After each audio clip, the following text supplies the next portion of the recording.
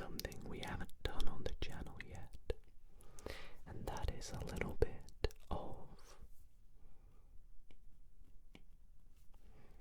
applied maths. Applied maths. Now, what is applied maths, you may ask? Well, for tonight's video, I have hand-picked a selection of questions that are all maths related, of course, but are all problems that are to do with real-life situations, because one of my favorite things about mathematics is its application to the real-life society. And a lot of people just think maths is a bunch of numbers and letters, but it's the foundation of what we live on most of the time. Almost anything you can think of will have some sort of maths involved. Take this iPad, for example. There will be so much computation that is being done with mathematics behind it, such as the pixels or the code that is used for the selection of the colors that I've selected, or displaying things on the screen and whatnot. So the problems that I have picked tonight will all have stuff to do with applied maths, from things such as motion to things such as what else have we got? A bit of probability. We've also got volumes and areas, and I'm trying to remember what else. I'll just put much more, because I've forgotten a lot of the questions that I've picked. But stay tuned for what is to come, because I'm sure you will enjoy a lot of the questions, and they will all range in difficulty for all level of viewers. So whether you are studying maths at an advanced level or a very beginner basic level, there will definitely be lots of questions that you can understand. So I really hope that you all do enjoy, and in which case, if you do, why not consider giving this video a big thumbs up. We are on the push for 10,000 subscribers right now, so it would really mean a lot to me if you considered subscribing if you weren't already.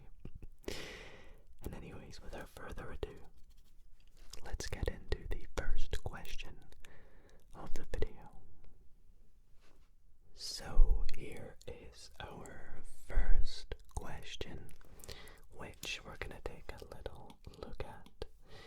Let's get a little highlighter to help us. I think we'll change the size down a bit, maybe up a little bit. That should do. So, what does this question say? Ribbon has to be placed around the outside of a love heart cake shown below. So we have this little diagram of a cake that is in the shape of a love heart with some dimensions. The top of the cake is in the shape of an isosceles triangle with two identical semicircles. And obviously that makes the love heart. So let's note that we have an isosceles triangle and two identical semicircles. The ribbon needs to be the length of the perimeter of the top of the cake plus an extra 2.8 centimeters. Calculate the length of the ribbon, and it also tells us to take pi to be 3.14. I have a calculator with me tonight, but it looks as though this question was from a paper where you were not allowed to use one, since it does say that. Well, let's try and do this question. What I'm going to do is grab the question and make it a little bit smaller, because because I feel like, well, normally, in fact, what I'll do is I will take the diagram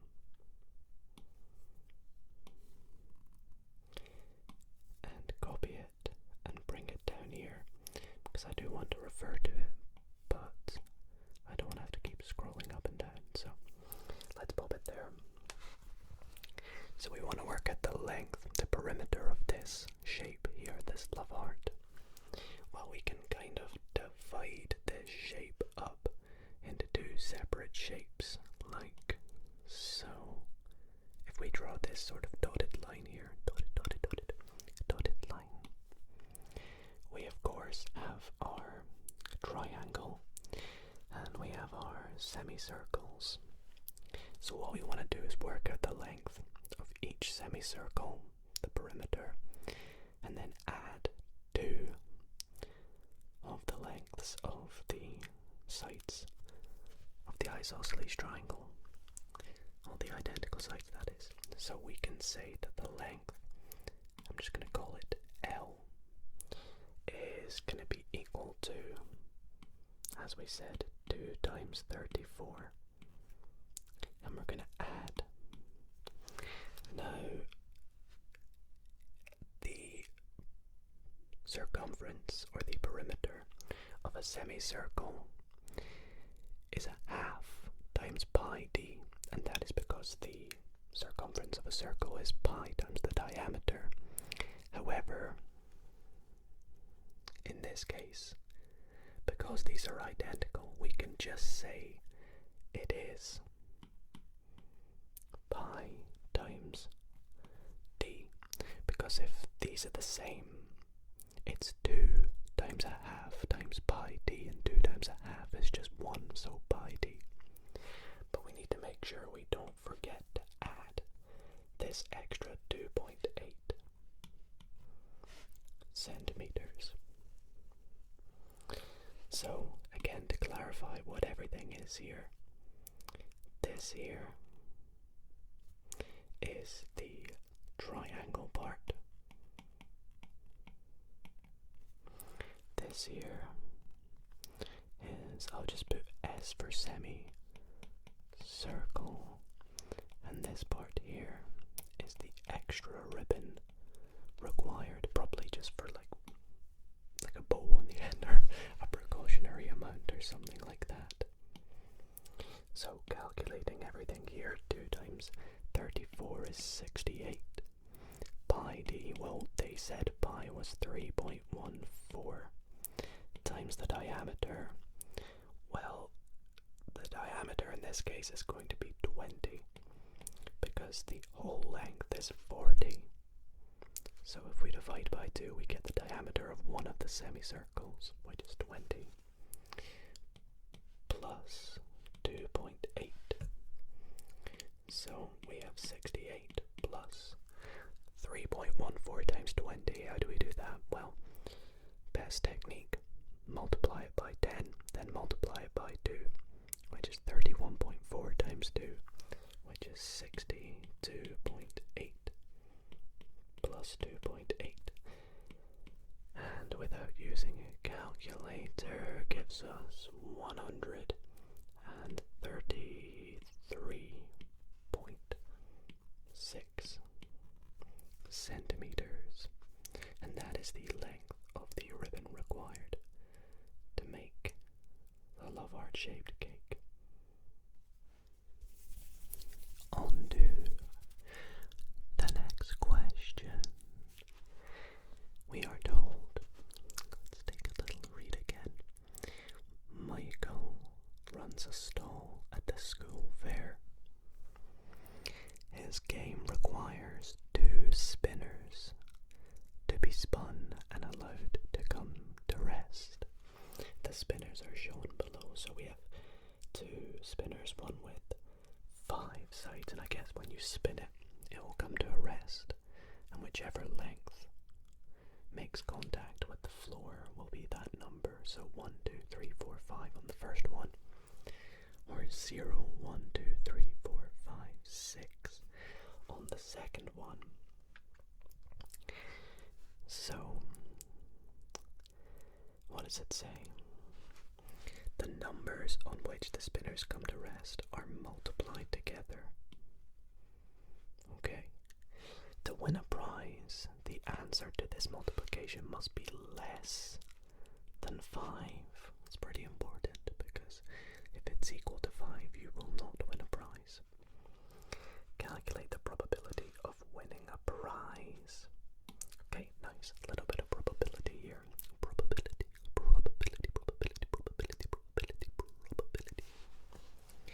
So let's evaluate what is it we're actually wanting to work out. Let's set the event A. So we're calling A the event that the product is less than 5. So we want to work out the probability of A, which is equal to the probability that the product is less than 5. Yeah. So let's leave this for the now because we don't know. Well, actually we do know. We know that the probability of A is going to equal, well, let's define a couple more things. Let's call the event B. Let's call it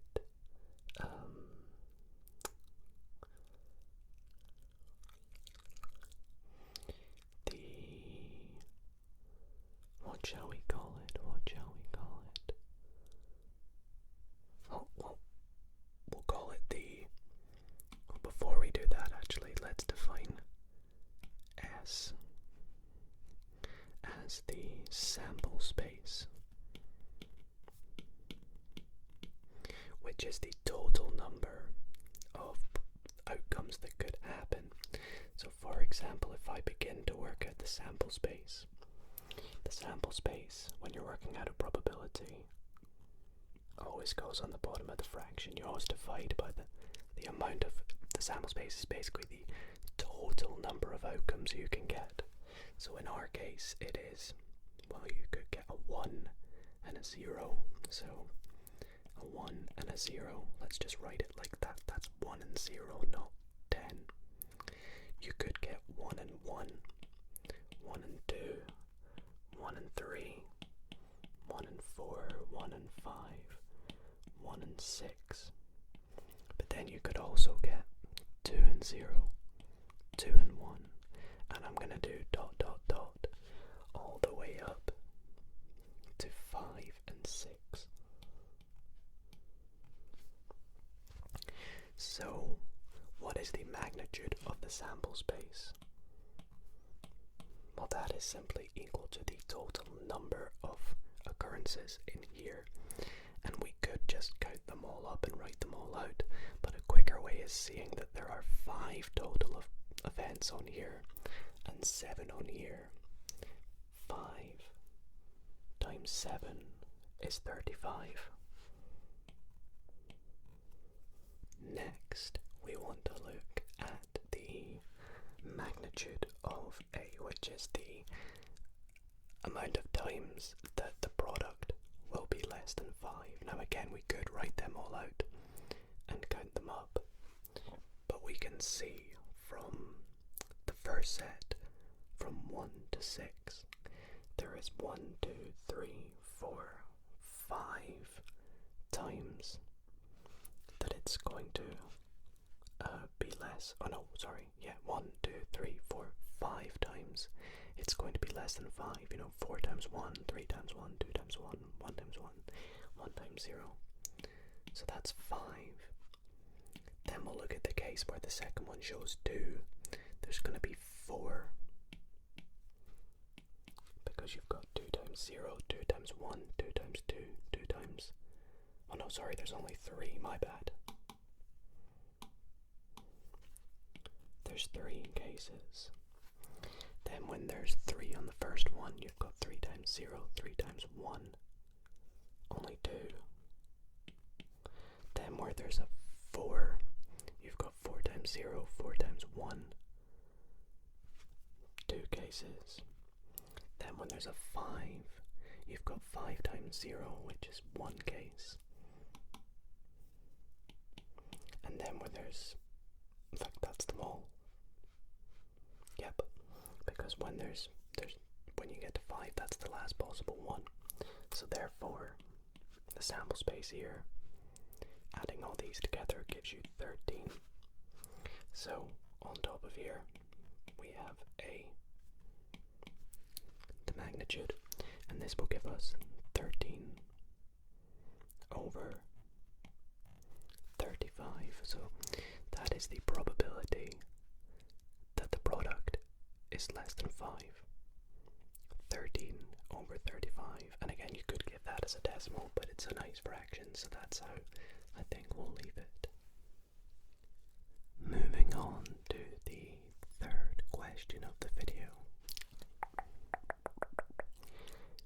What do we have here? So we have 3 tons of sheep food will feed 350 sheep for 18 days.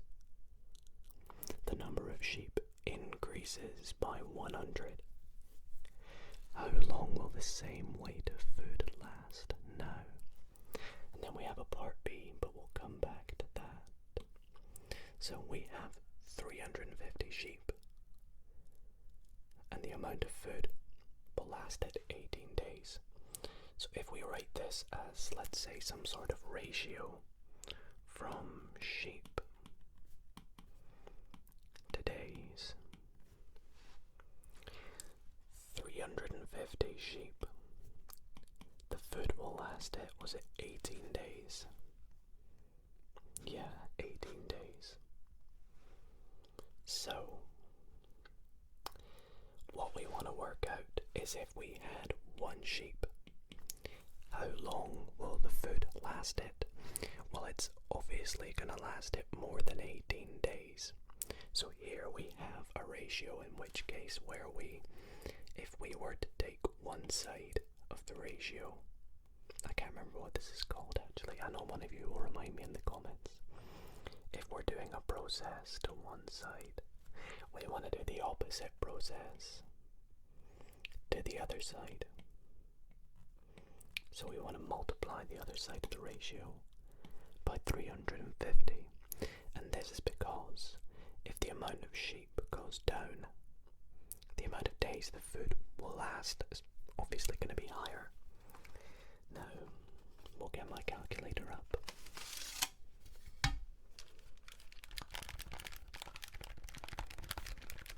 What we're going to do here is 18 times 350.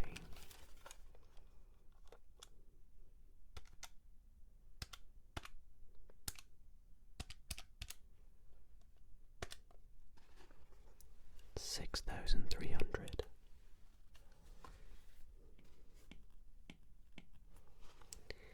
Now, if the sheep increases by 100, it said, it's now going to be at 450, which is 350 plus 100. So if the sheep goes up to 450, well, as you may notice this time, what have we done? We have multiplied by 450.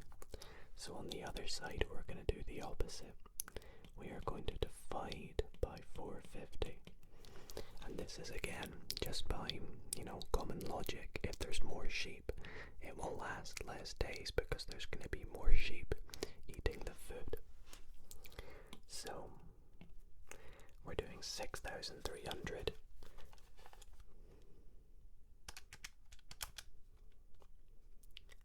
divided by 450. And that gives us a nice round number of 14, but obviously we can't just write this as our answer. We'll have to say the food would last 450 sheep 14 days. And we could do a little therefore symbol.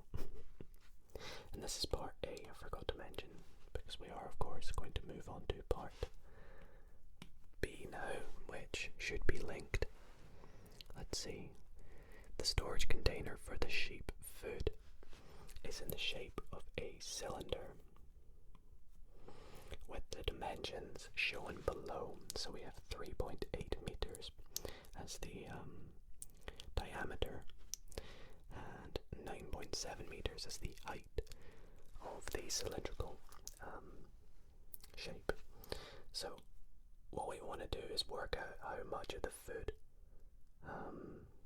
or basically the volume of the storage container.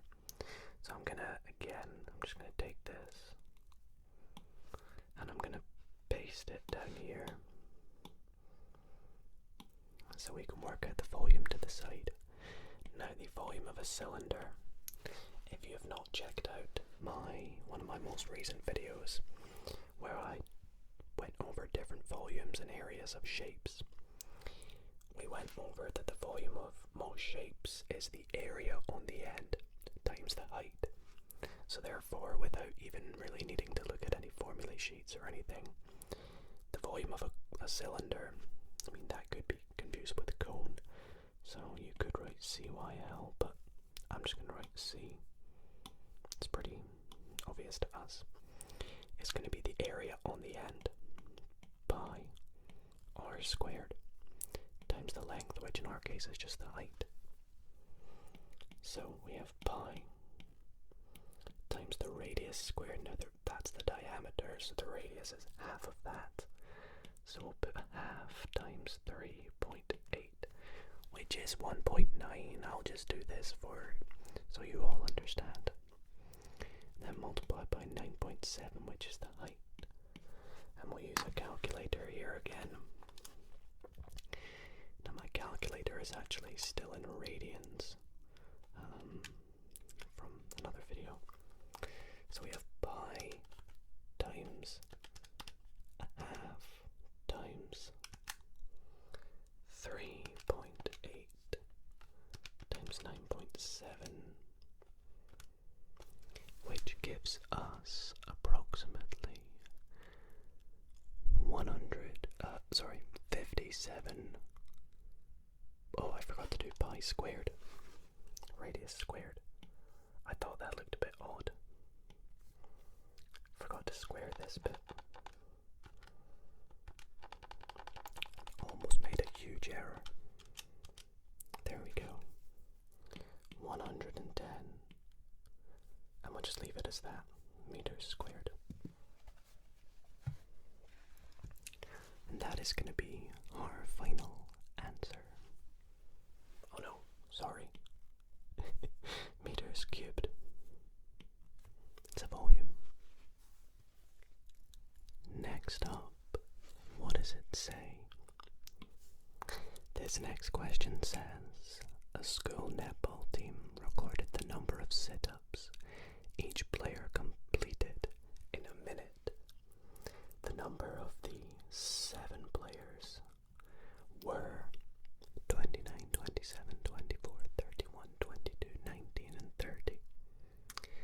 Calculate the mean and the standard deviation of the number of sit-ups. Okay, so I don't need to do any copying, we can kind of see it from there. Let's begin with part A again before we do part B. So, the first thing we want to do is work at the mean. Now the mean is known as the average. It's given the symbol X with a little bar on top. And it is given by the sum of all the values. X being, 29, 27, 24. So X sub 1 is 29, X sub 2 is 27, X sub 3 is 24.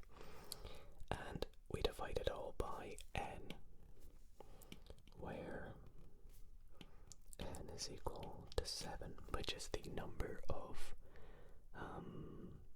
players that there are.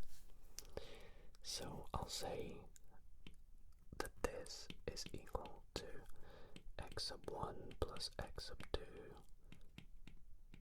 plus all the way up x sub 7, which is equal to 29 plus 27 plus dot dot dot all the way up to 30. Just to keep things, in order. So this is equal to all of that added together. I'm going to give myself a bit more room, I guess. What do we have? 29 plus 27 plus 24 plus 31 plus 22 plus 19 plus 30. And we gotta try and do a nice straight line divided by 7. And if we put that into a calculator,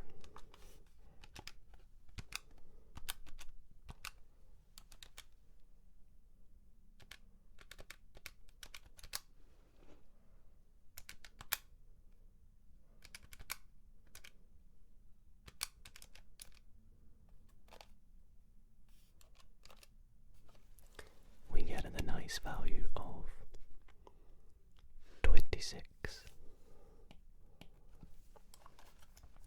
So this is the average number of sit-ups that the school's netball team could do. Now we want to work out the standard deviation. I'm just going to write that as SD. This is given by the symbol S, which is given by the formula. It's a pretty big formula that I luckily remember.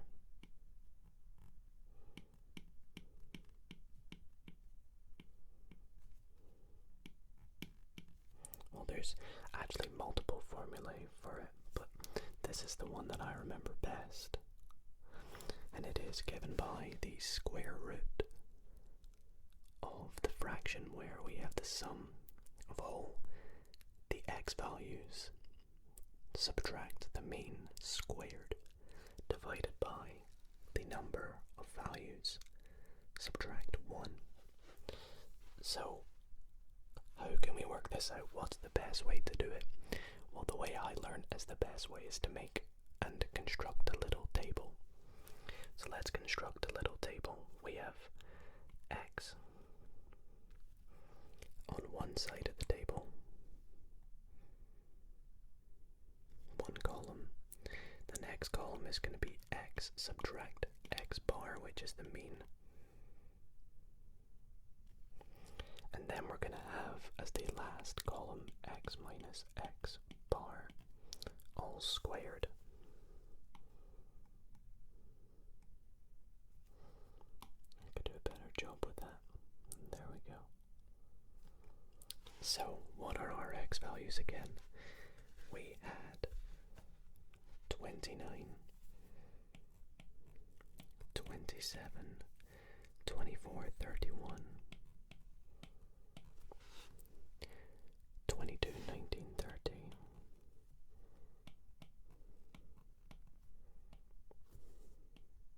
There we go.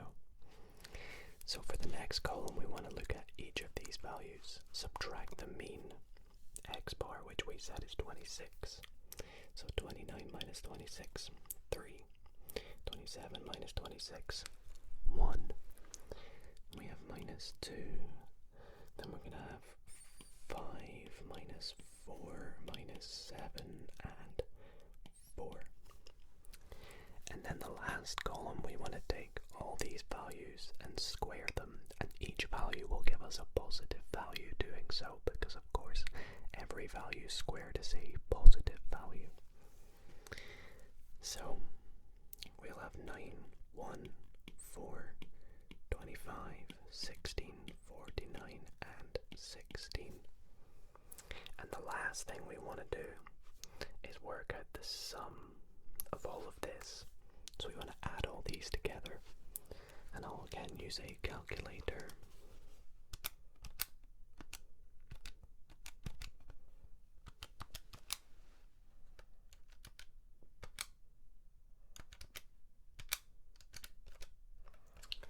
And I get 100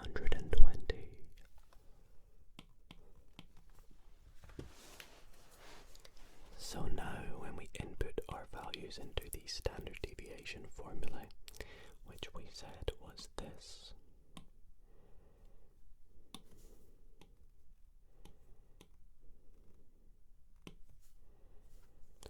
It's funny, I could technically just keep that line, but I'll get rid of it. It's going to be equal to 120 divided by n minus 1 is 7 minus 1, which is 6. And it's the square root of that. Square root 120 divided by 6. 2 root 5, or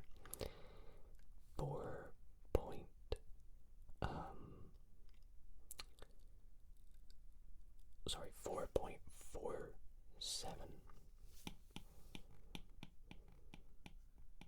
And that is two decimal places.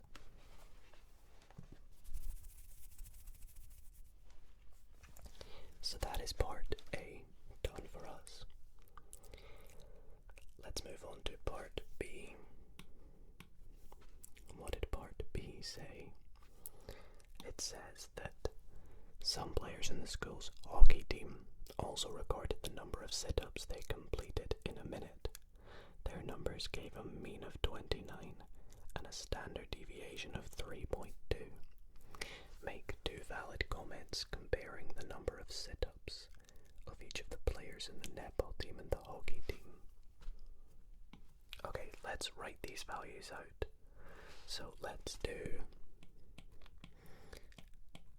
the mean of the netball team and the hockey team. So the netball team we worked out was 26. And was the hockey team 29, I think they said. Yeah. And then it's 3.2 for the standard deviation. So then we have standard deviation of the netball, standard deviation of the hockey team, 3.2 and 4.47. I guess I should have done it to 1 decimal place. That seems to be what they've done, but oh well. So we want to make 2 valid comments. So I guess each comment has got to be about the mean and then the standard deviation. So what do mean and standard deviation mean in real life terms? You know, in the applied maths terms. Well, as we said earlier, mean is the average. So if it's the average number of sit-ups that each team can do, a valid comment we could make is that the netball team, on average, can manage less sit-ups in a minute. Or we could say that the hockey team, on average, could do more sit-ups in a minute. I'll go with the hockey team. I'll hype them up and make them feel better. We would say, on average, the hockey team could manage, or we'll say could do more sit-ups in a minute than the netball team. And as our second point, we'll talk about the standard deviation. So what does standard deviation mean? Well, standard deviation talks about the spread of data. So what it means is the lower a standard deviation implies that the spread between each set of values is lower. So in this case, as it's 3.2, it means if we had a value, say 1, it means the next value is going to be 1 plus 3.2, which is 4.2. Then we'd have obviously 7.4. So the spread between each is 3.2. Then let's say we had another one with 4.47. We'd have like 1, then 5.47 from the next person. The spread here is much higher. So we would say that the spread here is higher, which implies that it is less consistent. So we could say the school's netball team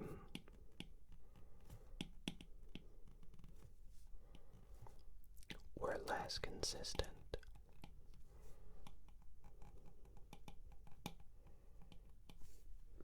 With the number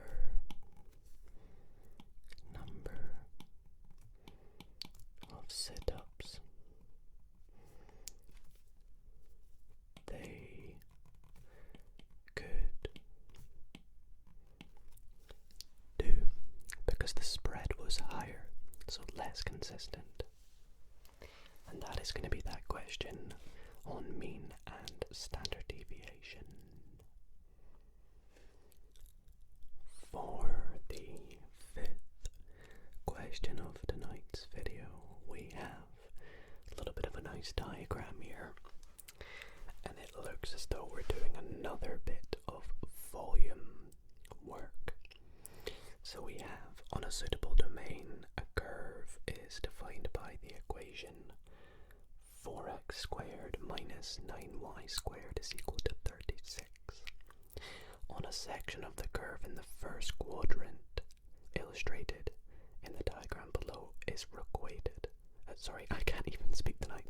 A section of the curve in the first quadrant is illustrated in the diagram below. It is rotated about the y-axis, 360 degrees. Calculate the exact volume generated, the exact volume of the volume I can't speak. The exact value of the volume generated.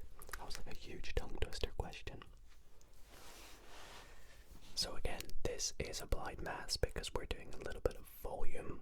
This is going to make a shape, and we want to work at the amount of volume that this shape makes when it is rotated about the y-axis. So we have this figure here. I'm going to actually take it down a bit so I can kind of explain this a bit better for you all.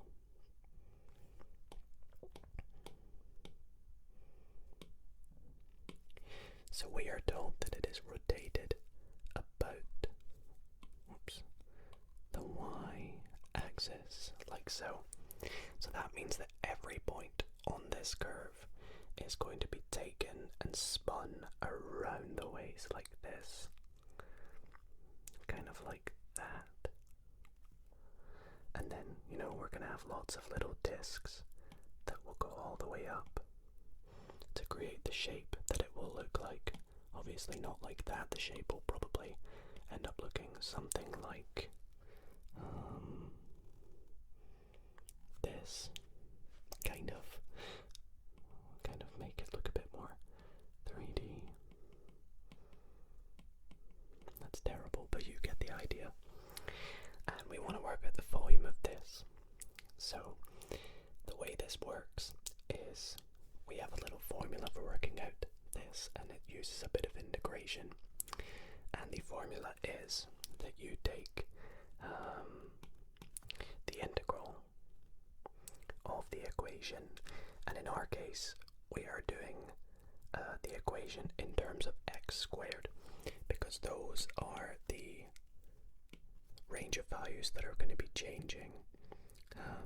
X is going to be going every x value. If we take, say, this point here, spin it about the y, it's going to actually change its x value as it goes around. So x is going to be the value changing, and we are looking at changed about the y-axis, so it's going to be dy, and we multiply it by pi, and we need to look at the limits of a and b. But what are the limits in this case? Well, because we're doing it about the y-axis, we're looking at the points here and up here. So obviously the lower limit's going to be 0. So here a is equal to 0. But what is b? Well, b is at the point here. Let's take our equation. We have 4x squared plus 9y squared and that's equal to 36. And it occurs when x is 0. So when x is equal to 0, we have 9y squared is equal to 36, because this is just 0 plus all of this. And evaluating for y squared, well, we have y squared is equal to 4, so therefore y is equal to plus or minus 2, but in this case, y is just equal to 2, because, well, we can see it's not going to be negative 2, so b is equal to 2. But now we want to work out our equation in terms of x squared, because we want to substitute this in terms of y so that we can integrate. So rearranging our equation, let's begin by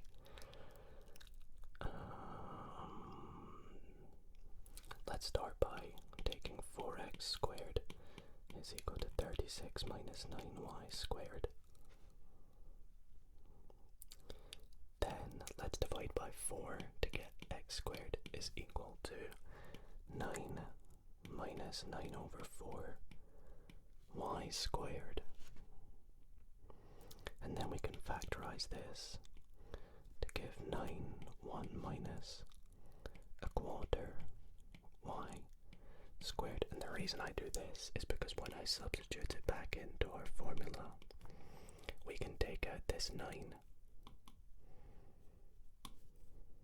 to get 9 pi. Our limits are 0 and 2. X squared is now going to be 1 minus a quarter y squared dy, and now it just becomes an integral question. So I told you the problems would get a little bit more complex now. So let's just evaluate this.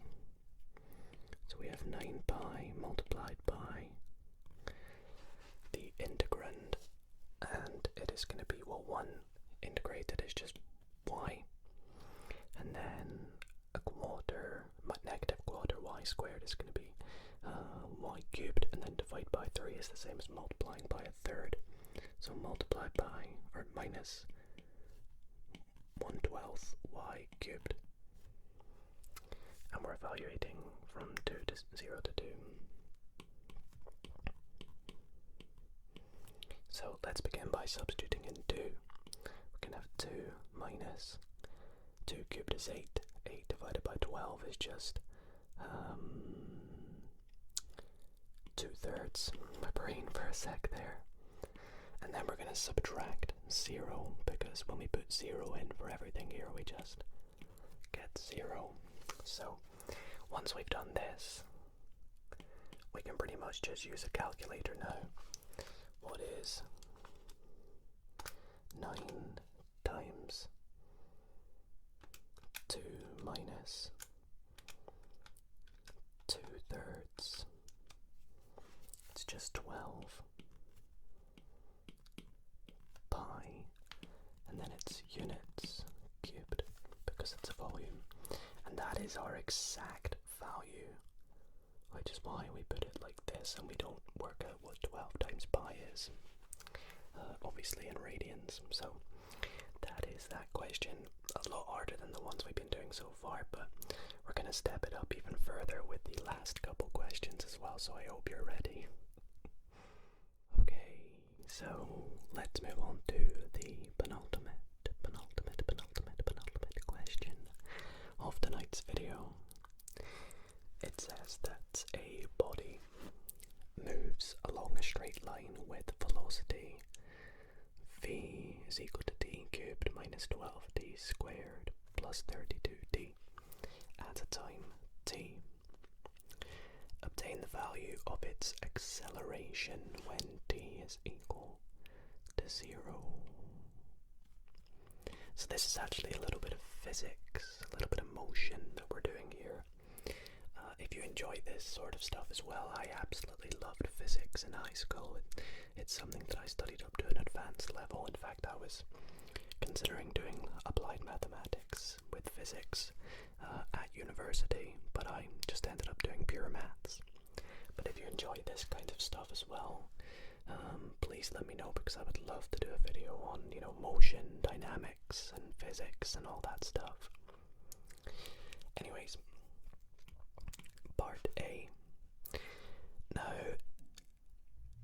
you'll kind of have to just accept that the formula for acceleration involves a bit of differentiation, and it is given by the velocity,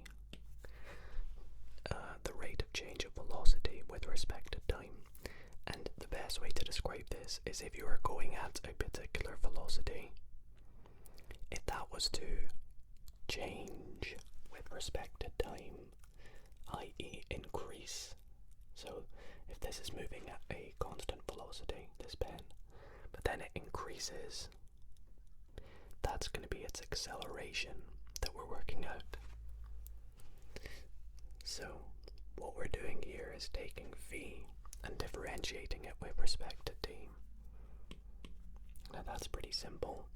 It's just going to be 3d squared minus 24d plus 32. However, we want to work out a when t is equal to 0. So that is going to be equal to 3 times 0 minus 3 times 0 squared minus 24 times 0. I'll just leave that because that's going to be 0. So it's going to be equal to 32 meters per second squared.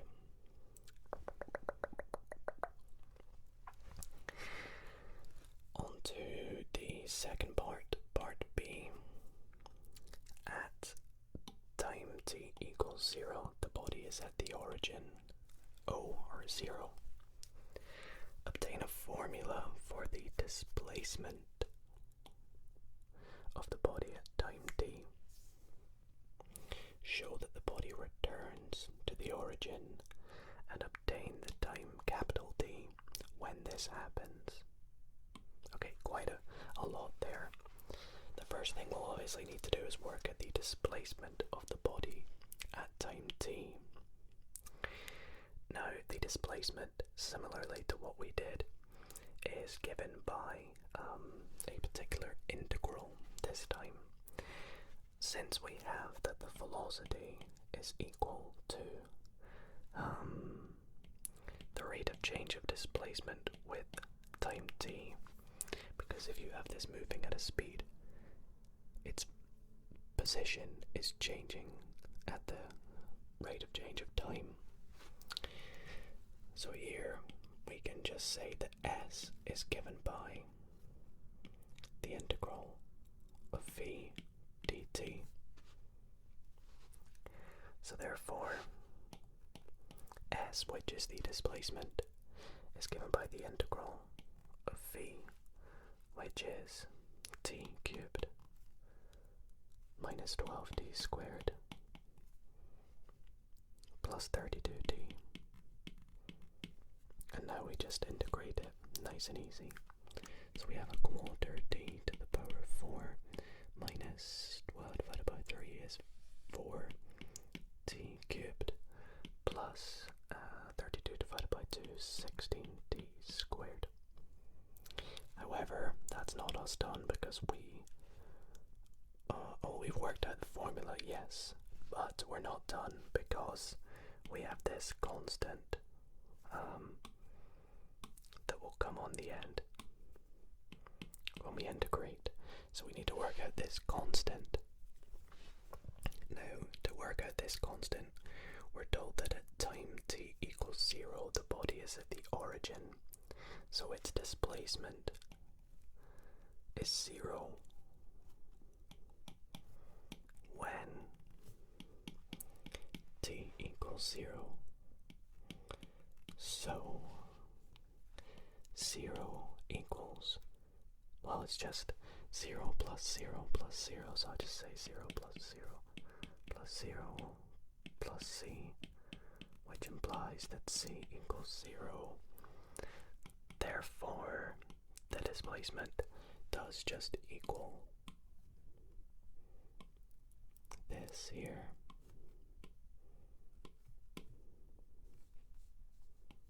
Nice, nice, nice, nice.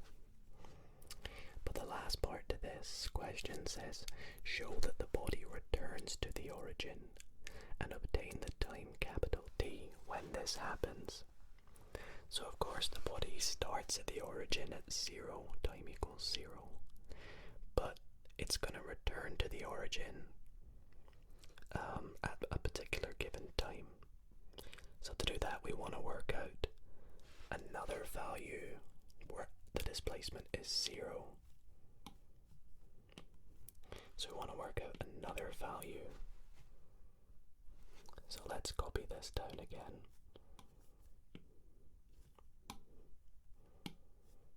Why can't I? There we go. So, how can we do that? Well, let's divide everything through by t squared to get 0 is equal to a quarter t squared minus 4t plus 16. And all we're going to do is factorize this and solve for t. So I'm going to make this slightly easier by multiplying by 4 to get rid of the fraction. So that gives us t squared minus 16t plus 64. And then factorizing this gives t plus 8, t minus 8, which implies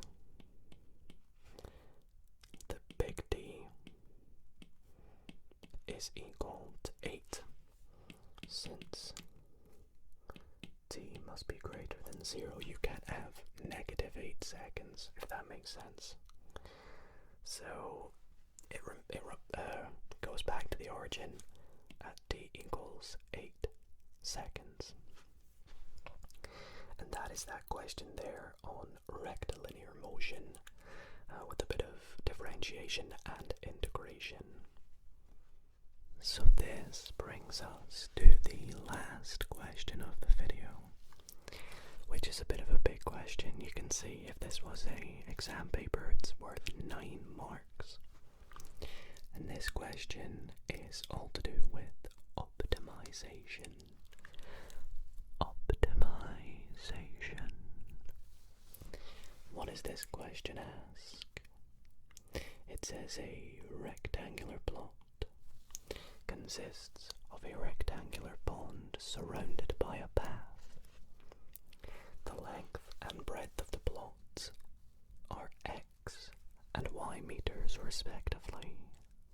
The path is 1.5 meters wide at the ends of the pond and 1 meter wide along the other sides as shown. Okay, so let's sort of interpret that diagram. So we have this pond, this shaded area, and it has a path going around the pond, and the path is 1 meter wide on each side and 1.5 meters on the other side. Okay, and the total breadth and length are x and y, which is the pond plus those little extra bits. The total area of the pond and the path together is 150 square meters. Show that the area of the pond, A square meters, is given by this thing here. A in terms of x is 156 minus 2x minus 450 divided by x. Alright, let's do that. So, well, the total area, let's call it A sub d, is given by x times y, right? The total area of the pond and the path is the length times the breadth because it's a rectangle. However, we are wanting to work it out in terms of x. So, what we need to try and do is eliminate this y. We need to try and work out what y is in terms of x. Well, we know that the total area is 150. So if 150 is equal to x times y is equal to 150 divided by x. So there we go. So now we can say that that is equal to x times 150 over y, obviously. Sorry about that, my camera just died. I had to actually charge it. So we are back. Switch the batteries out. Okay, so where were we? So we worked out the total area with 150, and we have now been able to express y in terms of x, and this is important because we are trying to show that the area of the pond in terms of x is given by this. So what is the area of the pond? So the area of the pond is equal to, it's going to be x subtract 1.5 times 2, which is 3, multiplied by y subtract 1 times 2, which is 2.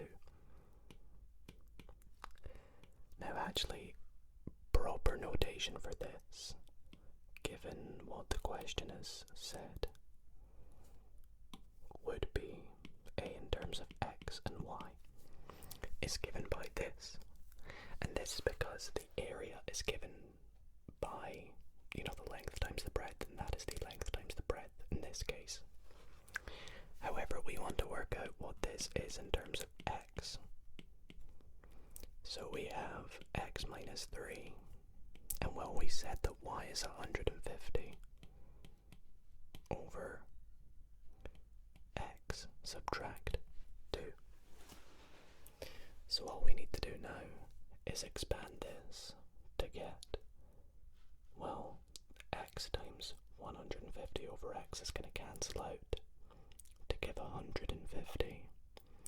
And then with that we're going to be adding the minus 3 times the minus 2, which is, I'll just do it all so you can understand.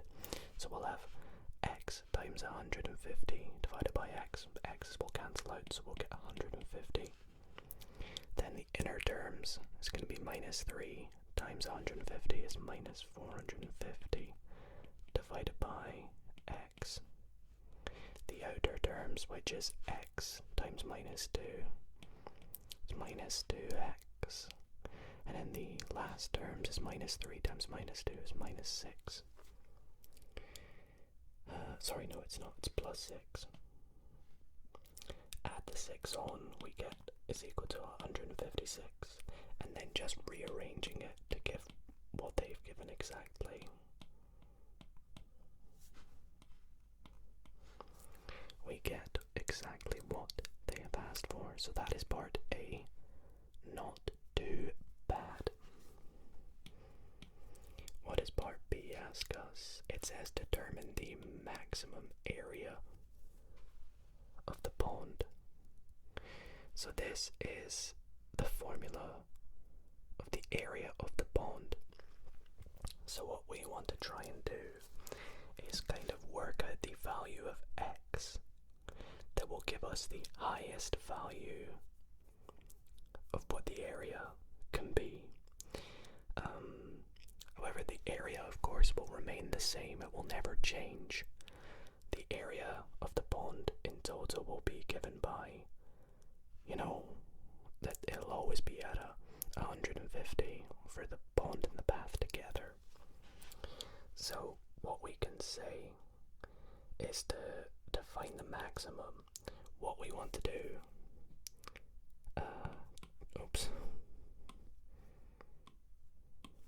is we want to look at the stationary points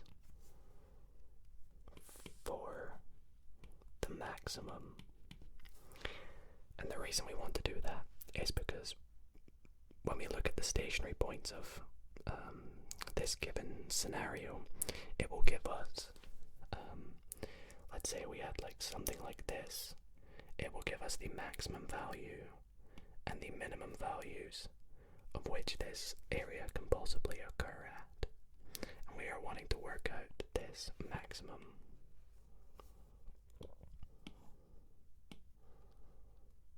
So how can we work out the stationary points? Well, the stationary points occur when the derivative is equal to 0. So the area of the pond, we said, was this, right?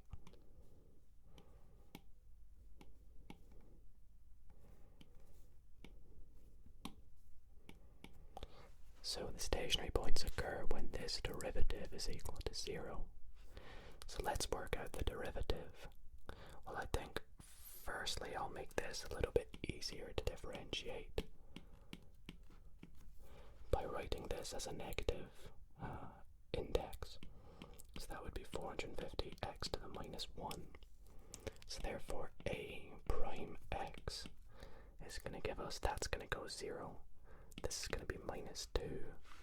And this is going to be plus 450 x to the negative 2, which is going to be 450 over x squared minus 2. And that is going to be our derivative. So if the stationary points occur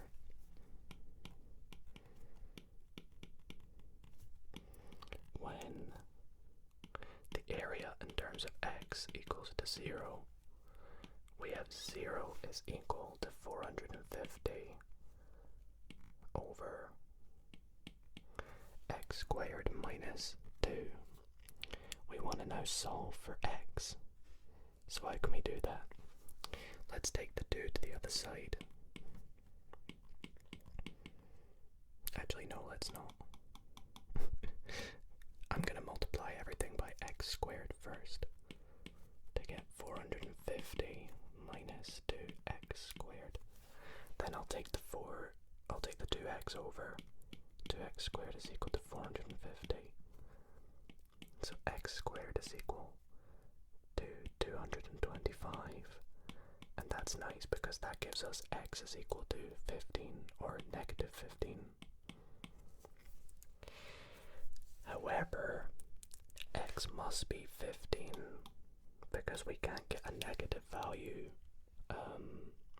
of x in this case. X must be greater than 0 for the area. So we have worked out that this is the value of x. But to work out the maximum area, we would need to put this into our formula of the area. However, how do we know that this gives us an extreme value, a maximum? Well, we need to prove of x being 15 is an extrema. And to do that, what we can do is take a look at what the slope will give us just before and just after that value. So we'll take 15 and we're going to look at it just before and just after the values of 15 of x. So just before 15, let's take 14.9, and just after, let's take 15.1. Substituting that into our formula of a prime,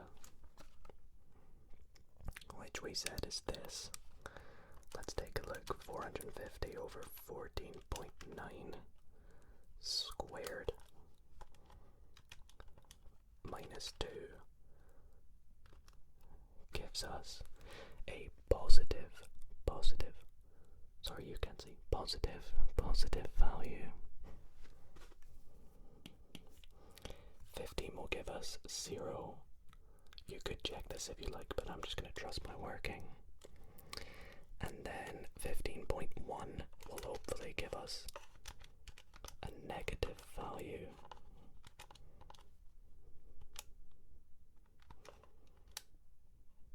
Yeah, a negative value.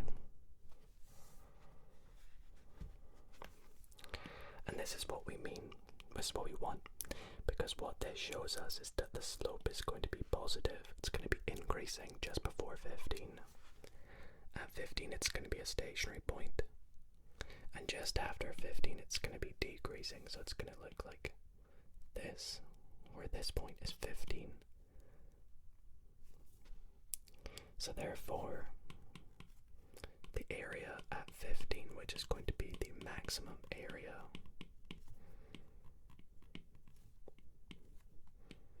is equal to, let's take the area formula.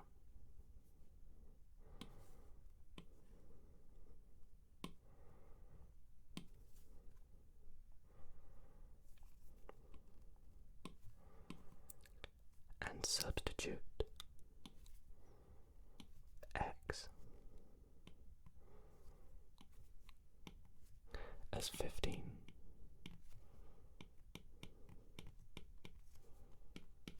And see what that gives us. So we have 156 minus 2 times 15 minus 450 times 15 to the minus 1, and that gives us 96, which is a really nice answer. It's a whole value basically. It's going to be meters squared. And that, after all that working, is the end of that question, and all in all, the end of all the questions in this video. This has been a lot of fun. I quite enjoy applied mathematics, and I hope that you have all enjoyed all these questions and found it nice and relaxing. Maybe it's even put you to sleep. Let me know in the comments which questions were your favourite, what topics of maths you'd like to see in future videos, and if you did enjoy this kind of content, let me know if you want to see some similar stuff. But if you did enjoy, I'd really appreciate it if you considered giving this video a big thumbs up. I had so much fun making this, and it's been, a nice long video, so I hope you did enjoy it. Other than that, sleep well everybody.